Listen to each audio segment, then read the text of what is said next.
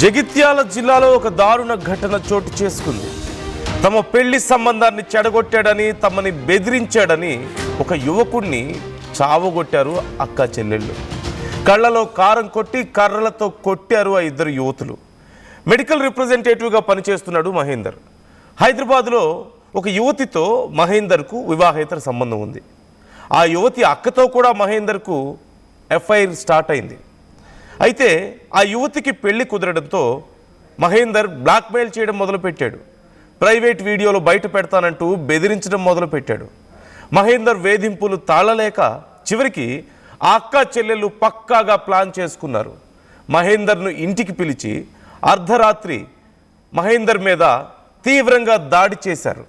ఆ దాడిలో తీవ్ర గాయాలతో మహేందర్ అక్కడికక్కడే ప్రాణాలు కోల్పోయాడు. అయితే ఆ యువతి అక్క కొడుకు మరొక వ్యక్తికి కూడా ఆ యువతికి సాయం చేసినట్లుగా తెలుస్తోంది. సో ఒక యువతితో ముందుగా మహేందర్కి ఒక సంబంధం, అక్రమ సంబంధం ఏర్పడింది. ఆ తర్వాత ఆ యువతి అక్కతోనూ ఏర్పడింది. ఆ తర్వాత ఆ యువతికి పెళ్లి సంబంధం వచ్చింది. పెళ్లి చేసుకుంటారంటే అలా కుదరదని మహేందర్ వారిని బెదిరించడం మొదలుపెట్టాడు. నా దగ్గర మీ వీడియోలు ఉన్నాయి, అవి బయట పెడతానంటూ వాళ్ళని బెదిరించాడు. ఎంతకి వినకపోవడంతో ఇక వారిద్దరూ ప్లాన్ చేసుకున్నారు. వాళ్ళ అక్క కొడుకు మరొక వ్యక్తిని కూడా కొంత హెల్ప్ తీసుకున్నారు. తీసుకొని మహేందర్ని నైట్ ఇంటికి పిలిచారు.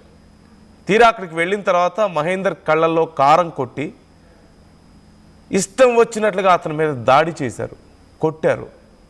ఆ గాయాలతో మహేందర్ అక్కడికక్కడే ప్రాణాలు కోల్పోయినట్లుగా తెలుస్తోంది. ఈ అంశానికి సంబంధించి ఇంకా డీటెయిల్స్ తెలుసుకుందాం. ఇంకా క్లియర్గా ఏం జరిగిందో తెలుసుకునే ప్రయత్నం చేద్దాం. చంద్రశేఖర్ మనతో జాయిన్ అవుతున్నారు. చంద్రశేఖర్, డీటెయిల్స్ ఎలా ఉన్నాయి ఈ అంశానికి సంబంధించి? పోలీసులు ఏమంటున్నారు? నందు, జగిత్యాల జిల్లా కేంద్రానికి సమీపంలో ఉన్నటువంటి లక్ష్మీపూర్లో యువతికి వివాహ సంబంధాలు ఖాయమవుతున్నటువంటి నేపథ్యంలో మహేందర్ అనేటువంటి యువకుడు పెద్దపల్లి జిల్లా తుర్కల మద్దికుంటకు సంబంధించినటువంటి మహేందర్, అతనికి ఆల్రెడీ వివాహమైంది. గత కొంతకాలం నుంచి హైదరాబాద్ లో ఉంటున్నారు. హైదరాబాద్ లో ఉన్నటువంటి సందర్భంలోనే జగిత్యాల జిల్లా కేంద్రానికి సమీపంలో ఉన్నటువంటి లక్ష్మీపూర్ చెందినటువంటి యువతితో పరిచయం కాస్త సన్నిహిత సంబంధానికి దారితీసింది. ఈ క్రమంలోనే ఇద్దరు కలిసిమెలిసి ఉంటున్నటువంటి నేపథ్యం. దానిలో భాగంగానే వీరు ఈ మధ్య కాలంలో వివాహ సంబంధాలు వస్తున్నటువంటి విషయం తెలుసుకున్నటువంటి మహేందర్ పలుమార్లు హెచ్చరికలు జారీ చేయడం జరిగింది. మీ సంగతి చెప్తా అని చెప్పి బ్లాక్ మెయిల్ చేయడం జరిగింది. దీంతో కుటుంబ సభ్యులకి విషయాన్ని వివరించింది ఆ యువతి. దీంతో కొంత ఆవేదన చెందినటువంటి ఆ యువతి కుటుంబ సభ్యులందరూ కూడా మాట్లాడదాం రండి అని చెప్పేసి మహేందర్ ని పిలిచారు. ఆ బుర్ర మహేందర్ ఉటావుట్న జగిత్యాల జిల్లా కేంద్రానికి సమీపంలో ఉన్నటువంటి యువతి గృహానికి వెళ్ళడం జరిగింది. మాట పెరిగి వాగ్వాదం కాస్త తీవ్ర ఘర్షణకు దారితీసింది. దీంతో వెంటనే యువతి బంధువులంతా కళ్ళలో కారం చల్లి దాడి చేయడం జరిగింది. దాంతో అక్కడికక్కడే ఆయన మృతి చెందినటువంటి ఘటన కలకలం రేపుతుంది. సంఘటనకు సంబంధించి సమాచారం అందుకున్నటువంటి వెంటనే పెద్దపల్లి జిల్లా తుర్కల మద్దికుంటకు సంబంధించినటువంటి మహేందర్ కుటుంబ సభ్యులు జగిత్యాల ఆసుపత్రికి వెళ్ళడం జరిగింది. ఆయన మృతదేహాన్ని పోస్ట్ మార్టం కొరకు పంపించినటువంటి నేపథ్యంలో అక్కడ కన్నీరు మున్నీరుగా విలపిస్తూ ఆ యువతి తన కొడుకును పొట్టన పెట్టుకుంది అని చెప్పి విలపిస్తున్నటువంటి తీరు కదిలించేలా ఉంది. చంద్రశేఖర్, మహేందర్కి ఇష్టం లేదా ఆ యువతి పెళ్లి చేసుకోవడం? తనతో రిలేషన్ కంటిన్యూ చేయాలని అడిగాడా?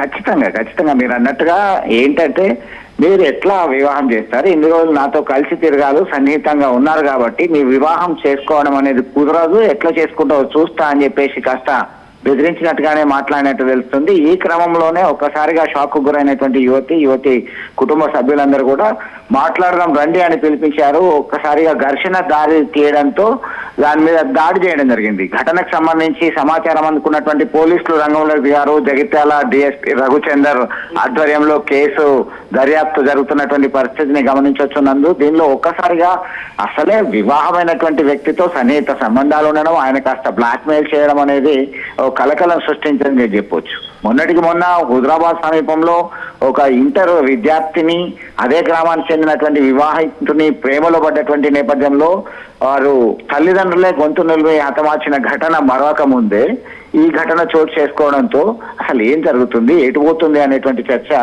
బలంగా కొనసాగుతుంది. Nandu, right thank you Chandrasekhar, thanks for the details. విచారణకు సంబంధించి డీటెయిల్స్ ఎప్పటికప్పుడు మాకు అందిస్తూ ఉండండి. ఇక్కడ ఎన్ని రకాల మిస్టేక్స్ ఉన్నాయో ఒకసారి మనం చూడొచ్చు. ఓ పక్క అక్రమ సంబంధం ఒక యువతితో పెట్టుకున్నాడు, అతనికి అప్పటికే పెళ్ళయింది. పెళ్ళైన యువకుడు ఒక వ్యక్తి మరొక మహిళతో అక్రమ సంబంధం పెట్టుకున్నాడు. మళ్ళీ ఆ మహిళ అక్కతో అలాంటి సంబంధం ఏర్పరచుకున్నాడు. చివరికి ఆ యువతికి పెళ్లి సంబంధాలు కుదిరితే, అంటే ఆ యువతితో ఎమోషనల్గా కనెక్ట్ అయ్యి ఉండొచ్చేమో, అందుకని నువ్వు అలా ఎలా నన్ను వదిలేసి వెళ్ళిపోతావు, ఆల్రెడీ పెళ్ళయింది, పెళ్ళైన తర్వాత ఒక అక్రమ సంబంధం, మళ్ళీ వాళ్ళ సిస్టర్తో ఇవన్నీ సరిపోవన్నట్టు మళ్ళీ ఆ యువతి పెళ్లి చేసుకొని నేను వెళ్ళిపోతానంటే అలా ఎలా వెళ్ళిపోతావు అని చెప్పడం. ఇవి ఒక ఎత్తు అయితే, అసలు తన దగ్గర ప్రైవేట్ వీడియోలు ఉన్నాయని చెప్పి వారిని బెదిరించడం.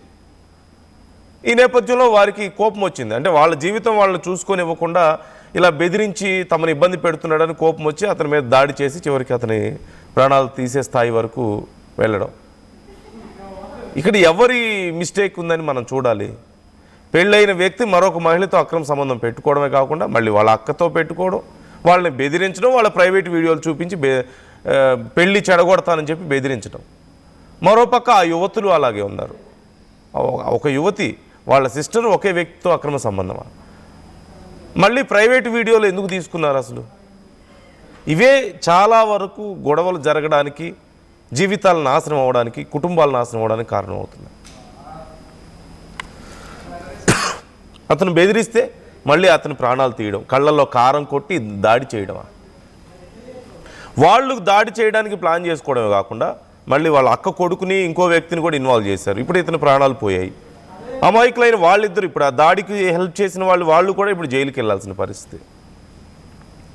కొలాటరల్ డ్యామేజ్గా చూడాలి మనం దీన్ని. Try to comment your opinions.